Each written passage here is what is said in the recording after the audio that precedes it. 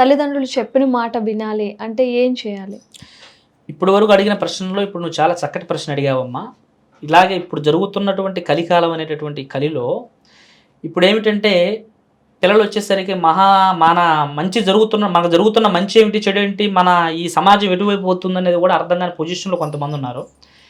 2004, 5 తర్వాత మనకు ఎక్కువగా సెల్ ఫోన్ అనేది వినియోగం అనేది మనకి ఎక్కువగా వాడటం మొదలుపెట్టింది. బహుశా మనకి ఆంధ్రప్రదేశ్ మన ఇండియాలోని 2004, 5 ఒక మేబీ అటు ఇటుగా ఒక సంవత్సరం అటు ఇటు అయి ఉండొచ్చు.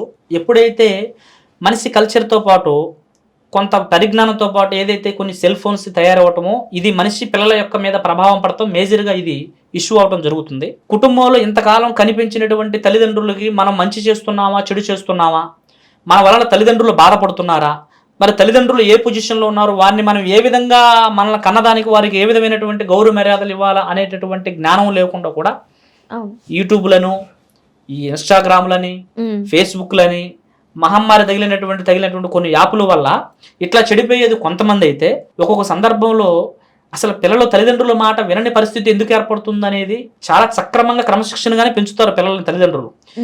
కానీ కొన్ని వాళ్ళ యొక్క స్థితిగతి పరిస్థితుల లోపాల వలన, వాళ్ళు పెంచే లోపాల వలన చెడిపోయేది పావలా వంతైతే, కానీ స్నేహంలో కొంతమంది ఎవరైతే వారితో పరిచయం అవుతారో, పరిచయం అయిన తర్వాత వాళ్ళు ఒక్కొక్కసారి వారిని మాయ మాటలు చెప్పటం, వారిని మోసం చేసే విధంగా మాట్లాడటము, కొన్ని వాళ్ళ మీద లేనిపోయినటువంటి చెడు ప్రయత్నాలు చేయటము, కొన్ని లేనిపోయినవి పెట్టటము, తల్లి మీద, కుటుంబం మీద, వారి మీద వ్యామోహం లేకుండా, వారి మీద ప్రేమ లేకుండా, వీరు లేకపోతే మేము బతకలేము అనేటటువంటి స్థితిలో వాడిని గైడ్ చేసి, ఇటు అబ్బాయే కానీ అమ్మాయే కానీ, లేదంటే వారికి కొంతమంది ఎదవలు తయారయ్యి వాళ్ళు కూడా కాస్త వాళ్ళకి స్నేహంగా తయారయ్యి వాళ్ళకి లేనిపోయినటువంటివి నేర్పడం వలన ఇక్కడ పిల్లల్లో వాళ్ళ స్వతంత్ర నిర్ణయాలు తీసుకొని తల్లిదండ్రులకు దుఃఖం మిగిల్చే బాధ్యతలు చేస్తున్నారు.